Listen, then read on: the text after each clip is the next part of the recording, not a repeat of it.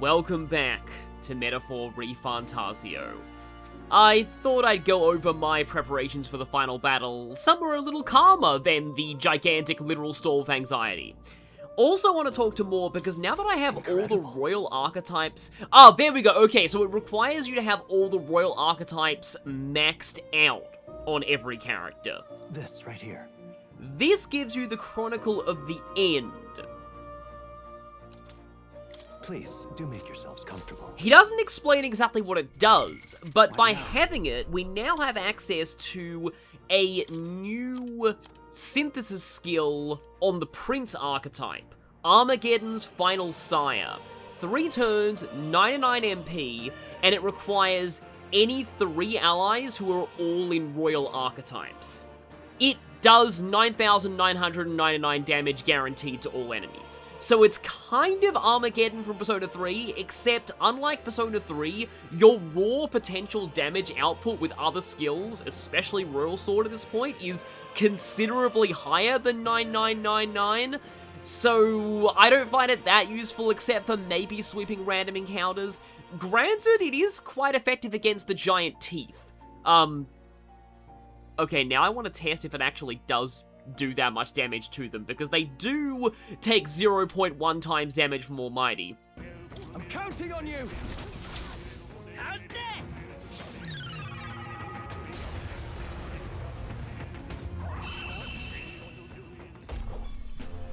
Woo, not too shabby. Let's keep this up, everyone. There's no way of stopping decent result.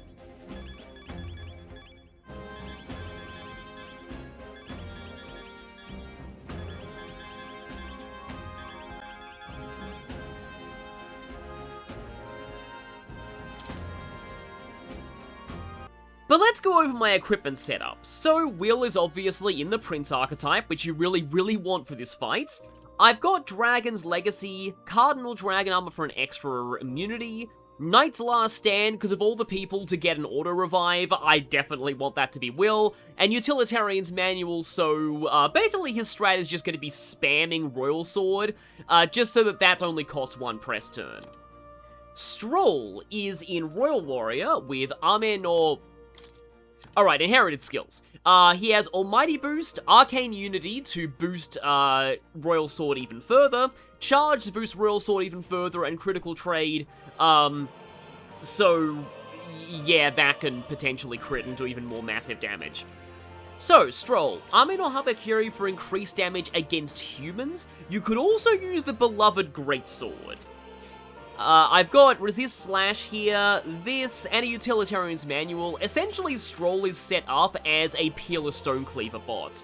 All of his skills here are to boost it, Charge, Arcane Unity, yes, I force-fed him Archetype Experience items just so he could master Wizard to get this, Slash Boost to stack with his Slash Surge, and Heat Up for even more physical attack power. Hulkenberg. Now, Hulkenberg is going to be quite important. Firstly, I've given her the Thunder Amulet. It's a bit of a weak accessory for this point, but it does crucially mean she has no weaknesses. I've given this for HP recovery, Bishamon's armor to resist Pierce and give her even more endurance. The most important part is the Lance of Judgment, because Hulkenberg's entire setup is going to be about Omni Counter. In terms of inheritance, I have Pen Patra, Metacall, Item Connoisseur, and Godly Blessing. Basically, I'm going all in on making her my healer. Now, Heisme is the one party member that I'm a little conflicted on. You might notice that I don't have him in Royal Thief, and that means I have to use an accessory slot on the Dodger Ring. But I think I really need a Warlord if I'm going to be taking on Louis at full power. Now, he does have Dekaja and Dekunda, but having all my stats buffed at least some of the time is better than not at all. So I also have the Asura's Hands. That's just, you know, he has a lot of slash attacks as Thief, I guess, potentially. I mean, I can probably give him something better than that. But in terms of inheritance, I've got Unshaken Will to prevent some ailments. Third Eye is absolutely crucial. I had to grind mag just to get this. And also I had to grind a lot of mag to get this. Halves the cost of synthesis, crucially including Dynast Formation. But yeah, the options for him are either Warlord or Royal Thief. Basically, Heisme is practically a requirement for the full power Luis fight, because you need to be killing his press turns with dodges, because he has 8 to 12 of them.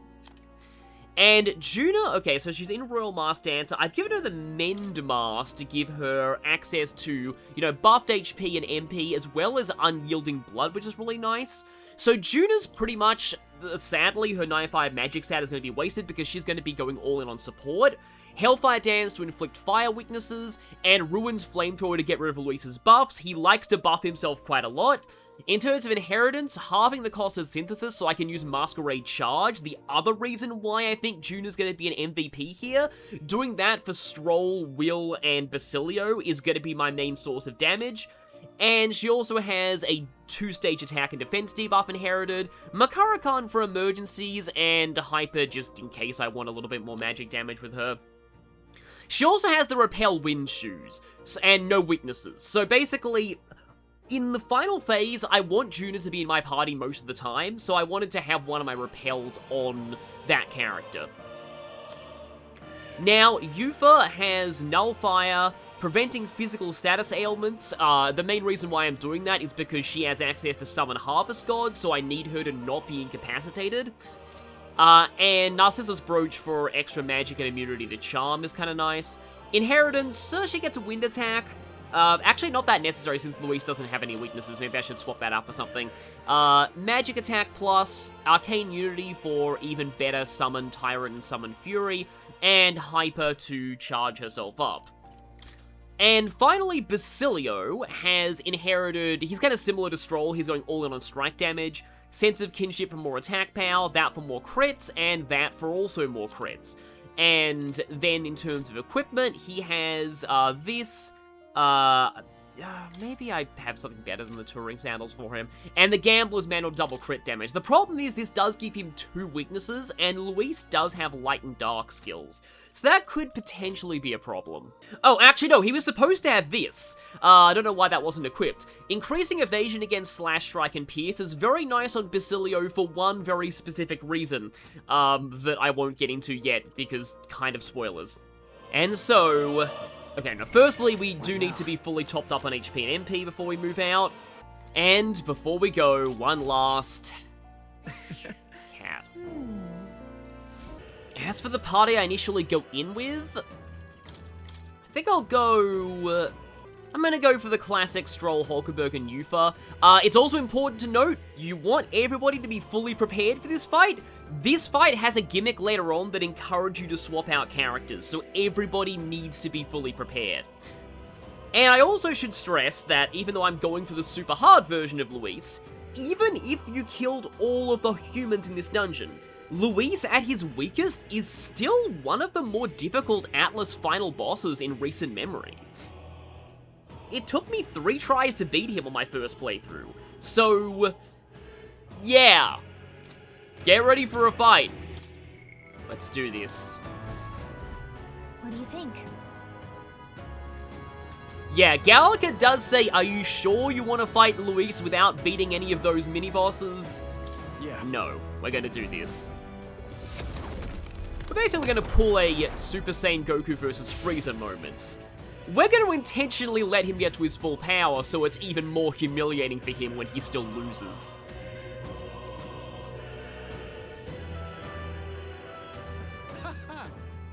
I confess, I did not believe you would actually survive the Gauntlet. Well, the only thing that was a real threat to us in your entourage was the giant teeth. Oh, please. Think about what you're trying to achieve. Nothing could stop us from getting to you. I can accept that you hate injustice. Maybe we do share that. But I have to ask, Luis, why go to this extreme? Is it because you're elder? You saw your village destroyed for petty, evil reasons. Is this revenge? Revenge? Ludicrous. That would accomplish nothing. An entire tribe does not become so derided to the point of genocide by authority figures alone, but by the vice of the society in which that ignorance is born. Indeed, it would be equally petty of me to take only the heads of the few familiar guilty, for my own satisfaction, no less. No, I would not repay injustice with injustice. So, you're going to destroy the entire world, then? Okay. Then why? You drew the entire nation into your scheme without hesitation. If not revenge, then what would compel you to such ends? It is true that I was born in the ancient sanctum, but I never held any fondness for it. The Elder have long lived in hiding, clutching the truths of the world to themselves alone. A tribe of doors locked and secrets encoded. I wanted to change that isolation. And then, at long last, a man from outside the village came to visit. None other than your father, Prince. That's... Though royalty, he dreamed that the tribes might stand side by side as equals. And he rejected none of our village's history, however inconvenient to his worldview. I saw him with the eyes of a child. And for the first time, I felt a dream stir. Were there more idealists like him in the world outside? Was my life of hiding at an end? Under the canopy of that gloom-thick forest, all I wanted was to leave and live upon the open plains beneath a wider sky. That was all. As for what happened to the ancient sanctum afterwards, it is a story you've already been told. It was set aflame and crushed beneath the church's heel. The Sanctist warrior monks and ordinary guardsmen alike, all in the palm of Forden's hand. Neighbors and kin I'd known all my life were soon nothing but ash on the wind. Too quick to realize their own deaths. I was but a child, trembling before a wall of fire. It was a massacre. It had nothing to do with any hate on either side, or retaliation for any perceived offense. It was only pure injustice. A selfish act of devastation. One thought alone burned in my mind. I would never let it happen again. And so did I walk onward. It was tragic. Thus, I choose to make this a land of eternal, perfect equality, even should it cost my life. I shall return the anxieties endowed upon this scepter, and let it be heard. To burden others with your own fears and responsibilities is cowardice. My royal magic shall craft a world where that cannot be. Such cowardice dies.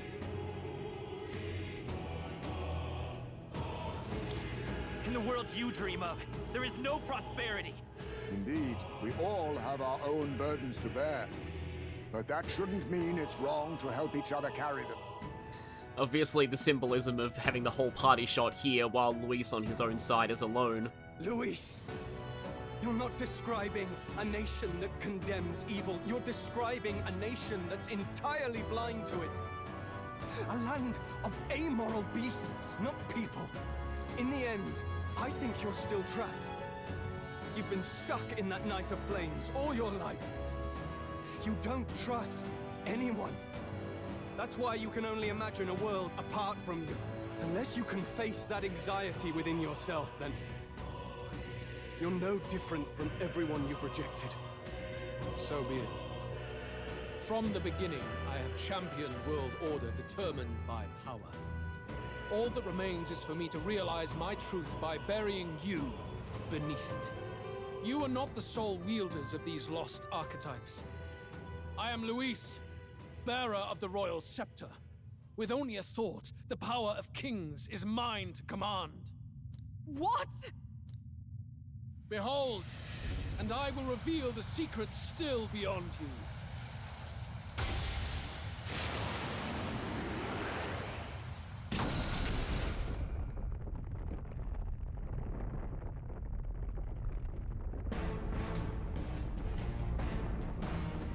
Come, we decide our world's future here.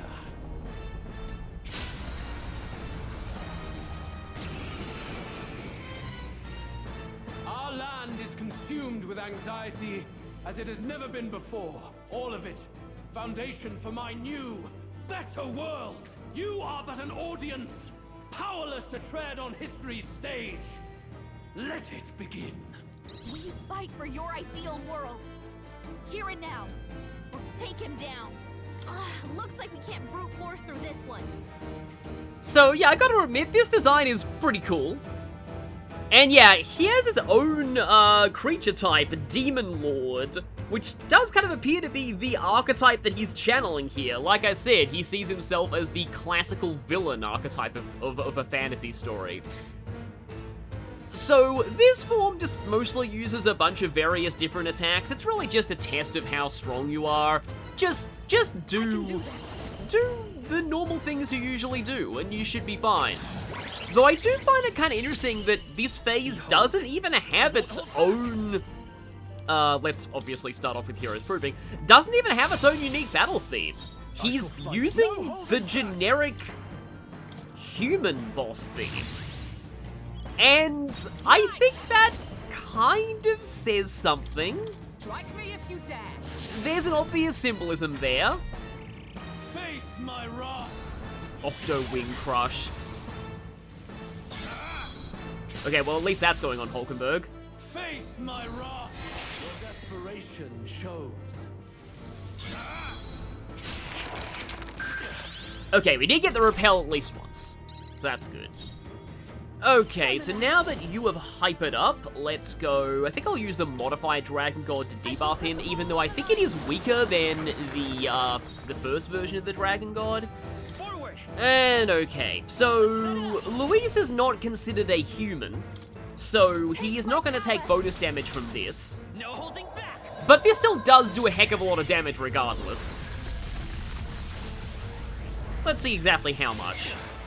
Oh, okay, that was not quite as strong as I thought it might be. We aren't really actually, no, some of us are buffed. So you know what? Let's do a Peerless Stonecleaver backed by Synthesis Boosters and charge. Okay, pretty solid damage there.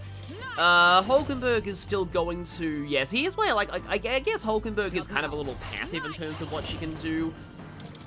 It's Holy Knight Proclamation, just to draw some of the edge off of us. And how about you use a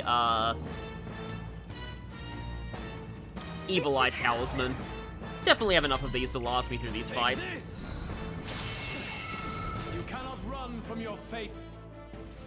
But you can lose press turns by missing us. And by reflecting attacks back into your own face. Okay, enemy turns his attention back to the group. Yeah, in a sense, the downside of having Stroll present here is that his role is a little redundant with Will at this point. Because, like, both of them are just going for big, mega, unga-bunga physical attacks. So I'm kind of wondering whether I should swap in somebody like, you know, Heisman to give myself a super buff, or Basilio. Perhaps they could go over Hulkenberg, or sadly, maybe even Yufa. Because, yeah, Stroll's still capable of dealing quite good damage. So you know what? Hulkenberg will go back to Knights Proclaiming, and I am extremely sorry, Yufa, but Yufa, go out for Basilio. I will crush the fantasy in your heart. Okay, that's a cool line. We're about to lose our buff, so you know what? Let's put them back up again. Only the strong can prevail. Closing the distance. Oh, you say that, huh? Well, how about this? Yeah, Peerless Stonecleaver. That's the ultimate form of strength in this world.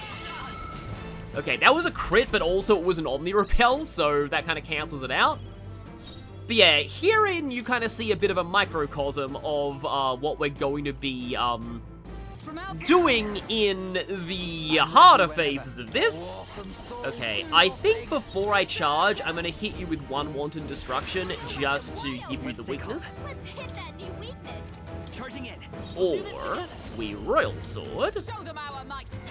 Still up? Okay, yeah, now we're talking over 10k damage. Stroll himself is going to recharge himself. And, okay, we got Hulkenberg here. Yeah, so the problem with Holy Knight's Proclamation is it doesn't actually count as guarding for the purposes of that accessory. By all means, challenge me. Stake everything you have on this battle. That accessory that makes it so that guarding only costs half a press turn. But yeah, interesting how his heart is like fully gilded in gold and also black. Like it's the part of yourself that you're meant to take out and proclaim to the world when awakening to an archetype. I will face your convictions head on and crush them. This is but my first step towards my ideal world. There is no hope for you. Okay, yeah, he does do that sometimes. Take this. So you have to be ready to reapply those. There is no hope. And that's also quite annoying, but at least it gives up one of his turns. Come to me. Anxiety convergence. Luis is gathering an unbelievable amount of magla around him. Okay, so in this state, he takes 40% less damage from everything. And if we don't deal 1,600 damage to him in our next turn, he'll follow it up with Anxiety Explosion to deal massive damage. We can't let him finish whatever he's doing. Try to interrupt his attack somehow. And also, if you look at that, all of those wings have, members of each of the tribes on them. Focus your attack. We've got to stop him before he takes us out in one shot. Yeah, so they're pretty much telling you, go all out with these skills. I don't think Systematic Destruction's actually gonna deal any more damage. Although that's already a lot of potential, towards the, damage count. Oh yeah, that's way more than enough to break the defense, yeah. Nice hit. That was perfect. So, Stroll is currently charged. Let's hit him with the Peerless again. And one more good hit should do this. I don't really think I need to go for this, but I'm just going to do this for complete the second, also to show off just how crazy the healing on Hulkenberg is with that passive skill.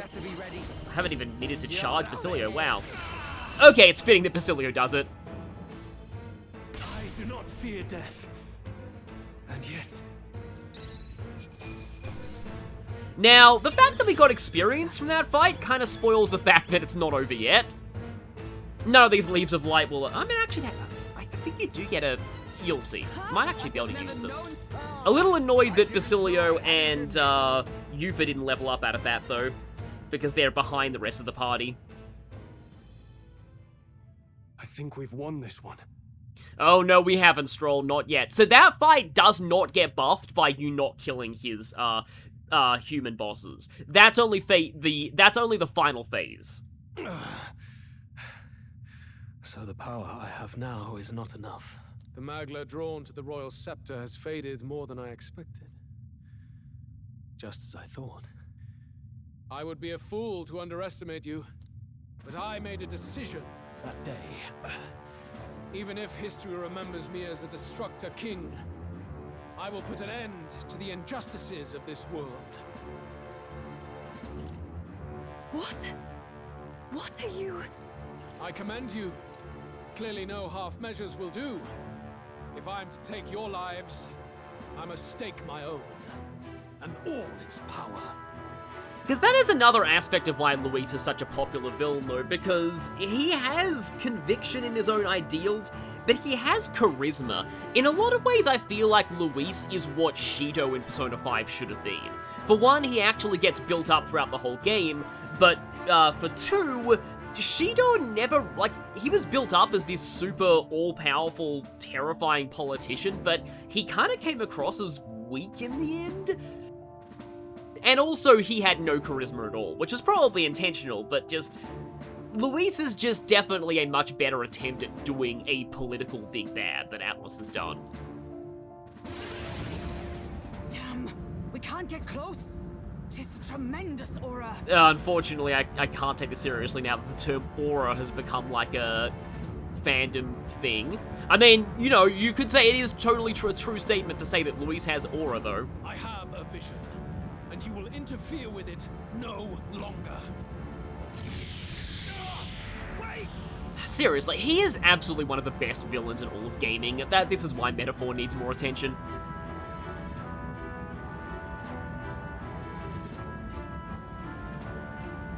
Well, looks like we weren't the only ones who got our airship into this place. It's his gauntlet runner. Luis still has the royal scepter. If we let him buy time, there's no telling what he'll do. Unfortunately, our craft is a little banged up to follow it right now. Bloody hell! We can't even go after him. There's no time to go back down to land and reorganize. We'll do whatever it takes to get that scepter back before the dawn. Alright, time exists here still. It's hard to tell with everything being a giant son of death.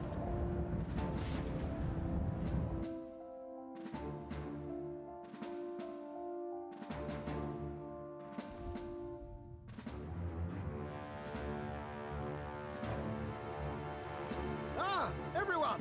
That bastard Louis took to his Skyrunner! Yes, we know. Can you go after him? It'd be suicide, lad. Oh, suppose it's too late to back down now. Well, I was saving some reserve power for the trip home. But if we're using it here, we're using it here.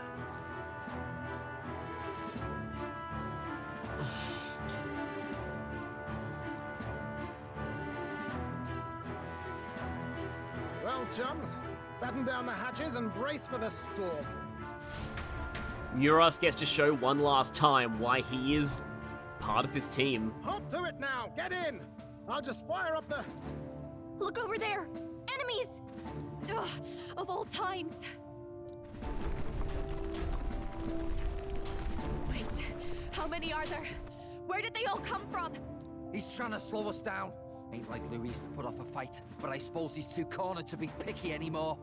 Hold on! The old girl's still barely holding together. She can't take off that quickly. What do we do? Your Highness, you get in the runner first. We'll buy you some time for takeoff. Right. Understood. Yeah, I think he definitely understand what they were trying to do. He wouldn't hesitate at this point. Always were quick on the uptake, eh? No need to fuss anyway. We'll just kick them around for a bit while preparations are underway.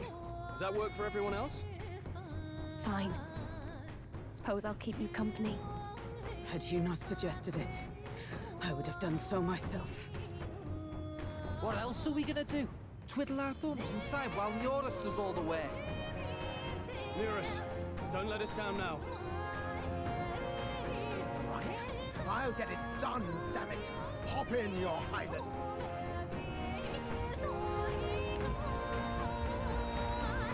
Well, let's do this. We hold the line!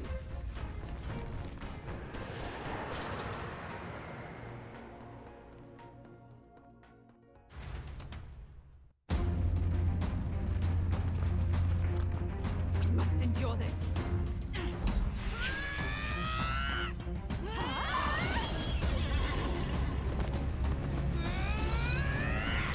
Hulkenberg!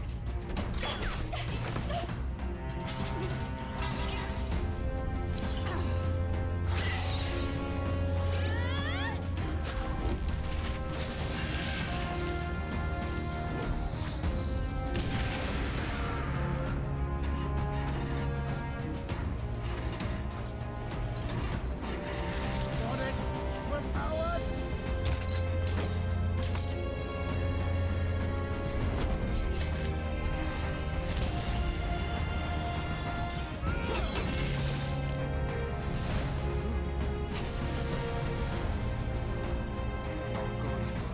Going for the Skyrunner.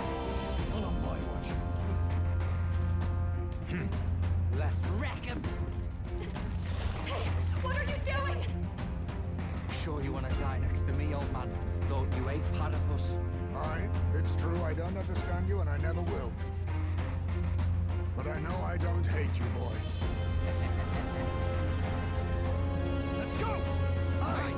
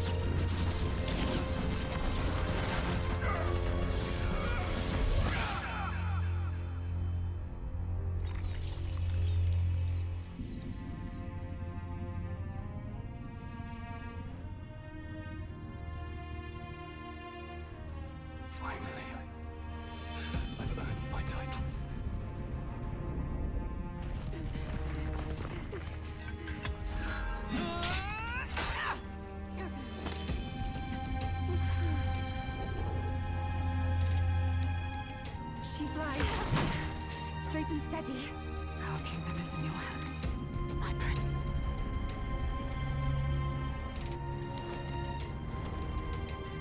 We gotta go back! Everyone, they're going to... We can't go back now. We have to!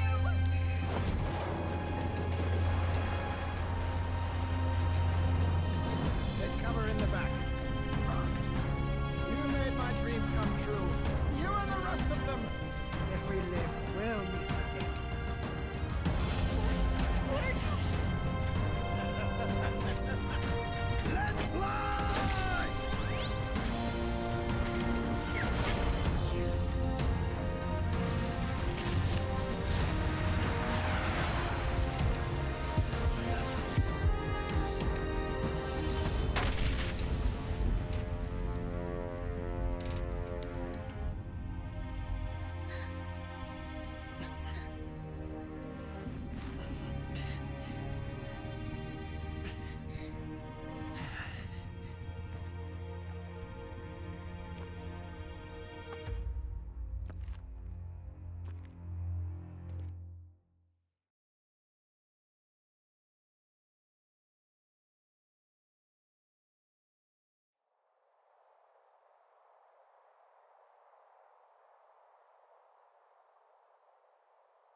You've lost everything, and yet still here you stand.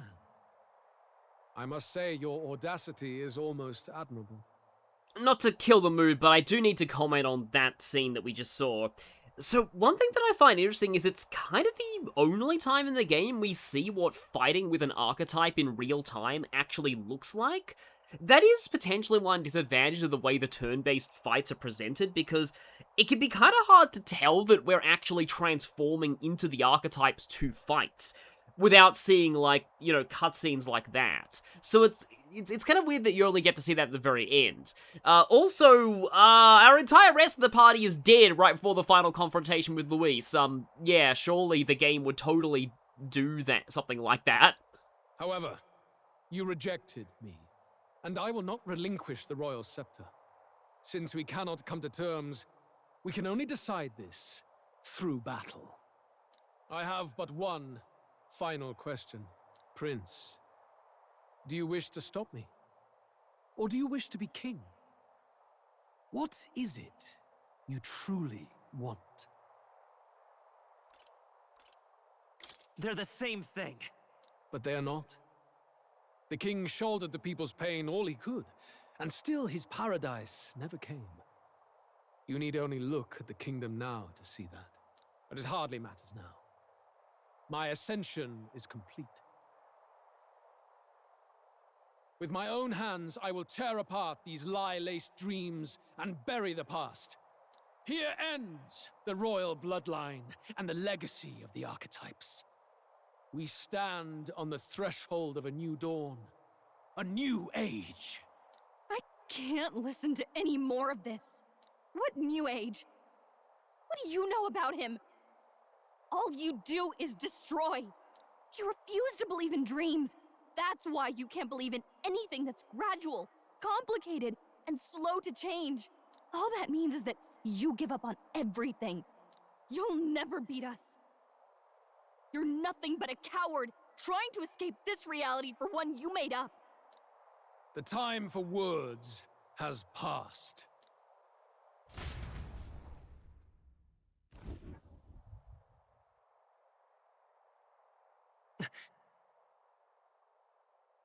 So be it.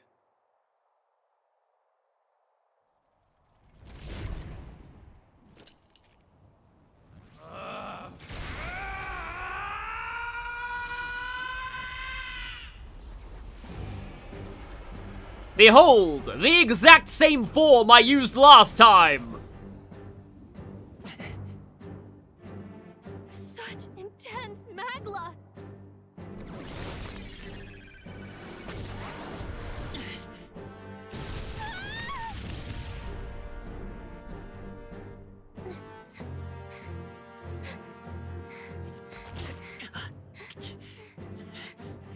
The quintessential force of the archetype.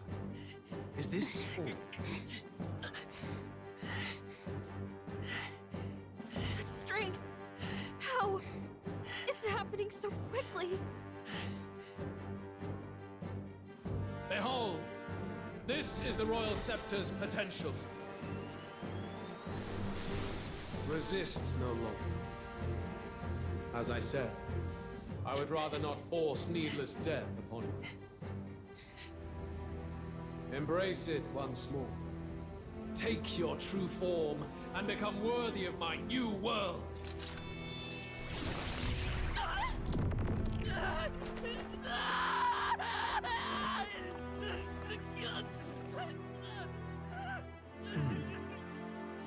You are unfazed by the melancholy.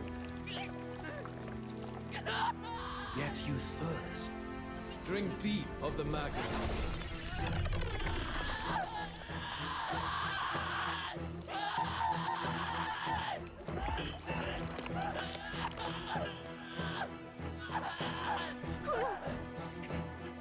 Not again!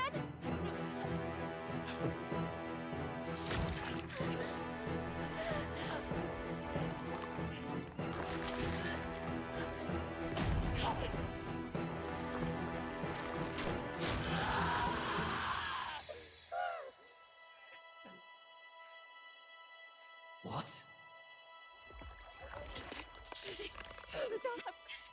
No!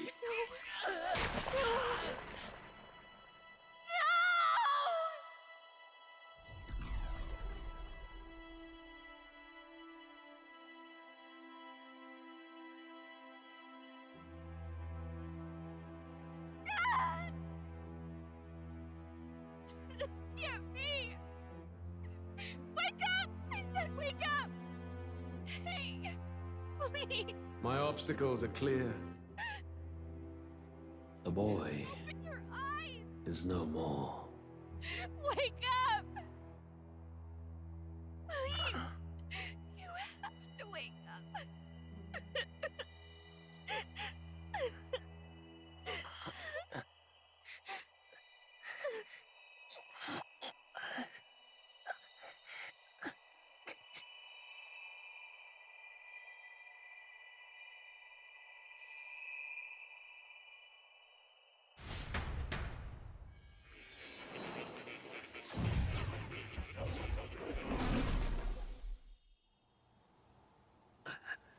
Where?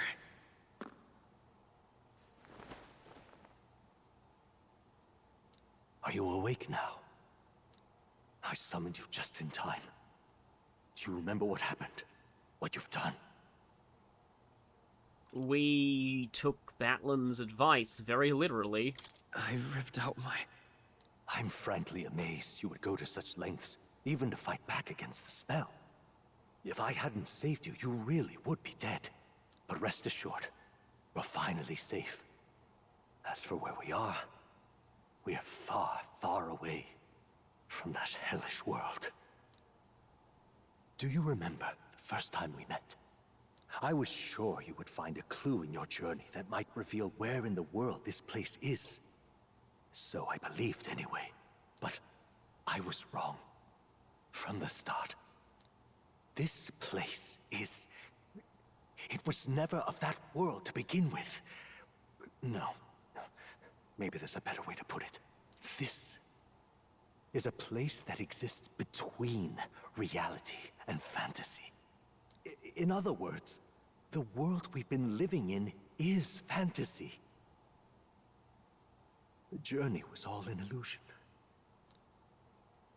An illusion? There's nothing but despair in that world. And it will never get better. It's an endless, painful, irredeemable hell. I'd always believed that creating a utopia was possible. And if there was desire, then I thought maybe one day someone would achieve it. But I came to realize I was mistaken. In the end, a fantasy is just that. A fantasy. But all that primordial chaos only exists in that world. The world of reality is nothing like that. Really, it's an environment you should know quite well. You've come to know so much of it already. Through text on a page. Now, behold!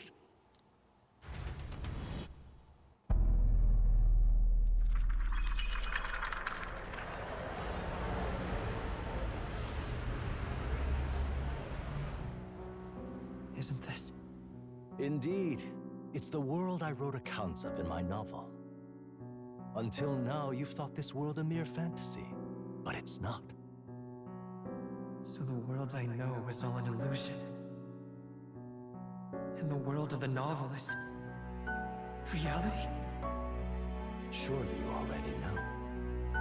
There is no deadly magic, no prejudice between its people. Now, all you have to do is admit that everything you've been through has been nothing but a story, just a fantasy. Then this can be your perfect reality.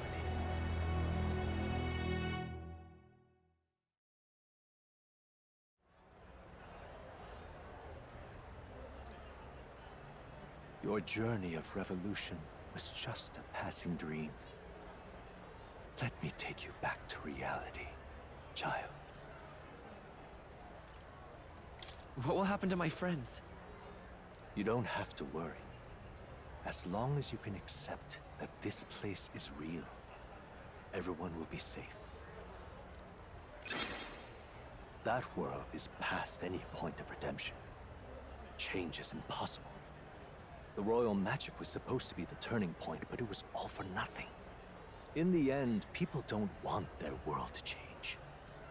They just want someone to be a sponge for their infinite anxieties. That's all. You can't blame Louis for wanting to end that cycle. How could anyone accept that they lived in a world that miserable? Even so, I don't want to give up on it. Come on, snap out of it! What? My, such disbelief on your face. But once you stop to consider it, the ideas fall apart. Come now. Magic? Some otherworldly force capable of anything with anxiety as its fuel? A fanciful idea to sustain a fantasy world. Illusion. All of it. Those curiosities in academia, they were there because of the place's connection to true reality. And not even they could endure. You still don't believe me. Why is that? This place... I know it's not real. But why? What unfinished business remains in an unwinnable battle? If I hadn't saved you, you would have died there. You don't have to chase your fears and anxieties based on some misguided concept of justice. It was all illusory. And there is no shame in accepting that. Reality is a monolith. Reality is unchangeable. So stay here in Utopia. In the place you loved reading about so much. This place... it isn't a utopia.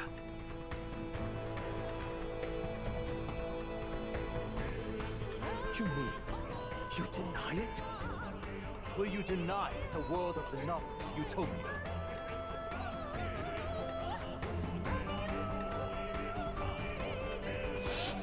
I can at least cast my usual spell for you. It's the small comforts, right? Music was the first magic this world ever knew, after all. Makes the road a little easier, right?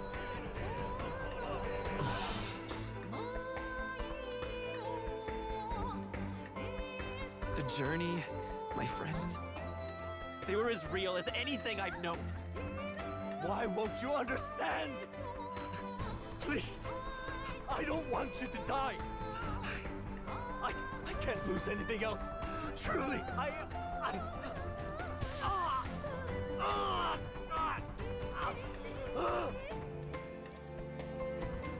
see. I understand now. I remember. I had indeed lost everything. Despite my lofty ideals, I lost everything. Academia, the woman I loved, even my only child. Reality isn't just cruel. It's cruel beyond any hope of change. That's why I had wished for someone to strike me down and end my misery. Who are you? Me. If I were to call myself by a name you know, my name is Louis V. I once reigned as king.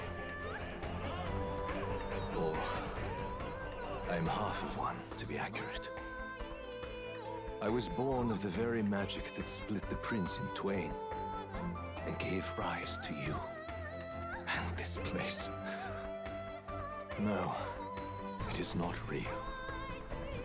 We are inside the book you hold. It served as your key to visiting me. This was the form of my youth, when first I entered the ancient sanctum. Perhaps it would be best to call me a discarded shadow of idealism. When he was saying that the king imprisoned him in academia, it was all metaphorical. More is the idealistic part of himself that Hythlodius threw away. I once took such joy and passion from my ideals. I truly believed that I might end the strife and discrimination that plagued our people across 9 endless years. But the tremendous incomprehension and injustice that defines our world was more than I could bear. It broke me. And Louis is likely going through the same thing. I want to save you from that despair. I understand now that I would do this as your father. I could not bear to lose my child a second time. And knowing that Moore was Will's father the whole time really makes all of their interactions take on a very new meaning on a second playthrough. If you stay here, at least you'll be saved. Do you truly still want to leave this place and risk your life to face a reality you can't change? If I stay here, then I've already lost. You are on the cusp of dying at Louis's hands. Is that not proof enough that we lack the power to change reality? I can't let you throw your life away against that man. I must stop you. Even if you come to hate me for it. Fantasy is a curse, sweet in seeming. And if I must save you from it, I will teach you what reality is.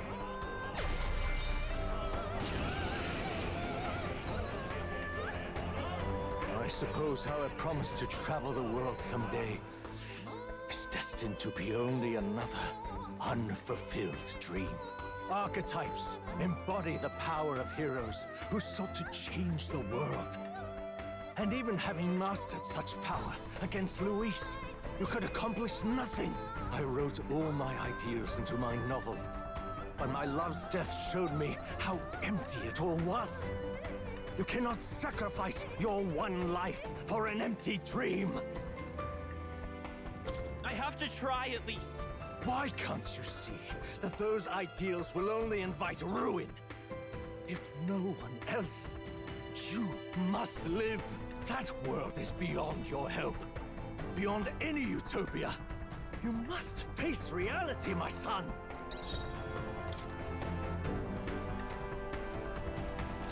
Come forth, royal soul!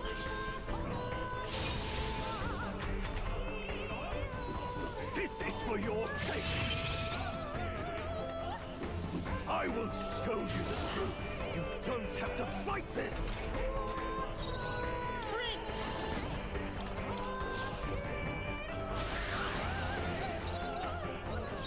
By this power! I'm charging in! Come forth, royal soul! So you would vainly struggle onward in the real world. The novel I wrote for you seems to have kindled only ideals of naivete in you. I think you're kind of more describing yourself there. And even my folly has come to haunt you. My mistakes poison your life. As your father, you leave me no choice. I will put an end to this madness. You must face reality. This is it! Still up? It was in this story, in this book, where you found your ideals. Haven't you always dreamt of utopia? Why did you resist it now? Why refuse me? Why? Why don't you understand? I won't hold back! Still here? Why? You were my first reader. You of all people have to understand! I have no choice.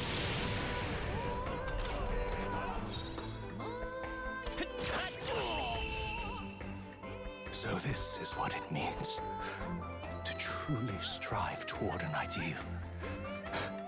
What irony.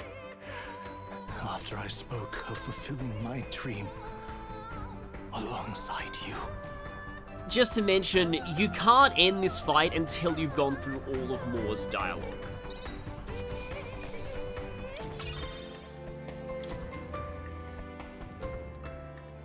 What power! To see the archetypes brought to such heights in so little time. If you go back now, your ambitions will avail you nothing. You'll only die a dog's death. What is it that drives you so? Oh wow, that's a good retort. You gave up on your hopes, but I will not. What? You think I chose to give up? Are you this determined to cling to your beliefs? Is that truly what separates us and keeps me confined here? Such power. Can it be? No matter how dire your fate, you never gave up. You surmounted every barrier, gathered and united soul after soul, and now, at last, across 3 nations, 8 tribes, and humankind, to unite heroes across such abyssal divides would require surpassing power. The king of all archetypes. Is that the role you would seize? A true king in body and soul.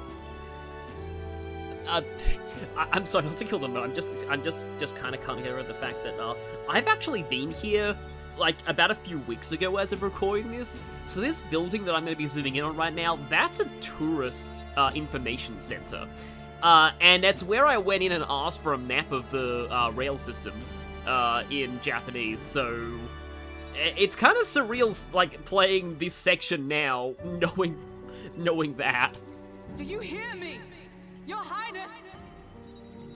But, you know, anyway, back to the actual metaphor story. Oi! Wake up, Your Highness! How? Their voices reach you? Even here? It would seem your future is not yours alone to decide.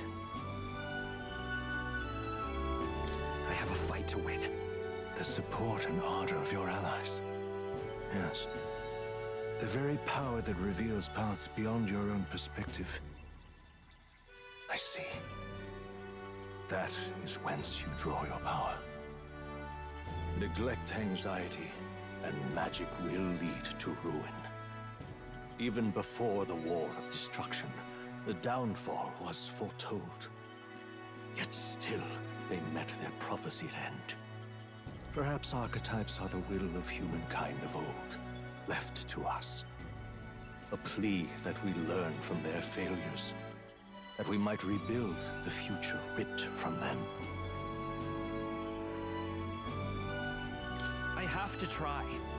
I want to know how far I can go. Fascinating.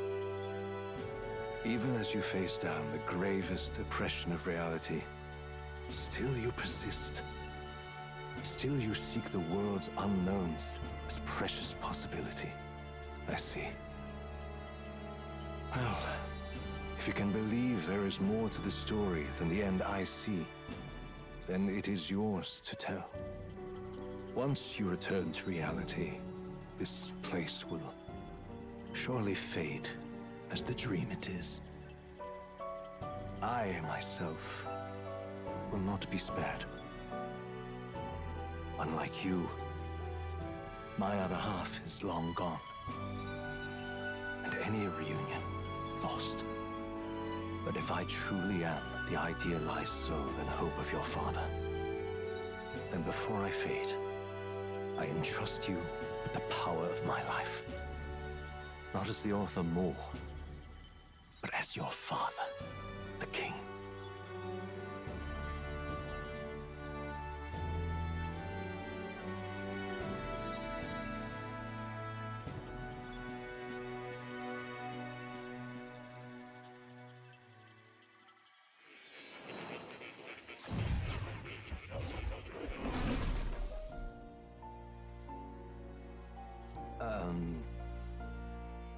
And his voice acting budget ran out. And on that note, I do really want to mention something here. So, as far as I can tell, Moore is still voiced by Greg Chun, even after he's revealed to be Hythlodius. Now then. And in both Japanese and English, Moore and Hythlodius have different voice actors. So presumably the same thing happens in the Japanese version as well.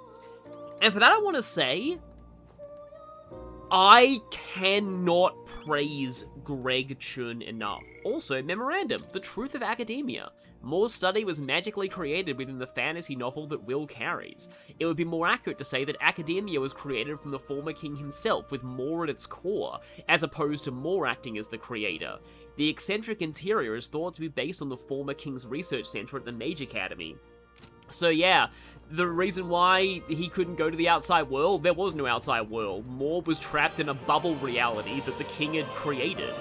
Cause I gotta be fully blunt here. Greg Chun is not somebody who I, he, for most of his voice acting performances, he was very flat and very dry. But Hythlodius / Moore is the first role of his where I'm like, wow, his acting range. Because not only does he suddenly switch to a British accent once he's revealed to be Hythlodius, but just the sheer rage, sorrow, like the sheer breadth of emotions that he displays there that you don't normally hear from Greg Chun. I underestimated him, seriously. He deserves acting awards for Moore. It's also kind of a shame that Moore's a character you really can't talk about until you get to the very, very end of this game. Now that you say it. Yeah, the Seeker's research, close the book on it. How good of you to come. But I mean, I think you could technically still do... Yeah, if you want, you can still make masks. In fact, you know what? If I can somehow make a... I may actually want another one of these. Just so I can potentially weakness loot Louis. Because, yeah, by the way, our fight with Louis isn't over. Yeah, we've still got the real hard part of that fight to go. Also, we can check the formula for the Royal Magic. Yeah.